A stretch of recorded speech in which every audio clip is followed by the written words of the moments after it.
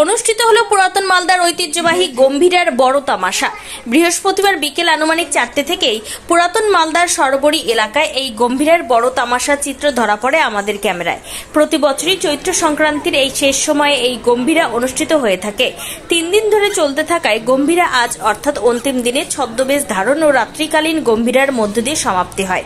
আজ ছদ্মবেশ ধারণ প্রতিযোগিতাটি অনুষ্ঠিত হয়। অংশগ্রহণ করেন সংশ্লিষ্ট এলাকার শিল্পীরা। এই গম্ভীরায় ছোট ক্ষুদে শিল্পী থেকে শুরু করে বয়স্ক শিল্পীরা অংশগ্রহণ করে থাকেন। আর এই দেখতে মানুষজনদের ঢল নামে। বিভিন্ন ধরনের সাজের মধ্যে দিয়ে অংশ নিতে দেখা যায় শিল্পীদের। মালদা জেলার লোক সংস্কৃতির বাহক হচ্ছে আমাদের এই গম্ভীরা, এবং আমাদের এই পুরাতন মালদা শহরে একটা সুপ্রাচীন এবং লোক একদম প্রিয় এই গম্ভীরা উৎসব আমরা প্রতি বছরই পালন করে থাকি।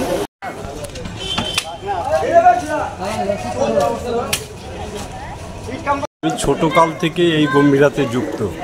আজকে আমার 63 বছর বয়স, এখনও পর্যন্ত চালিয়ে যাচ্ছি। জানি না কতদূর পারবো, ঈশ্বরের আশীর্বাদ থাকলে যতদিন বেঁচে থাকবো আমি ততদিন চালিয়ে যাবো। এই গম্ভীরা বলতে একটা আনন্দ, এটা বহু যুগ যুগান্তর ধরে চলে আসছে।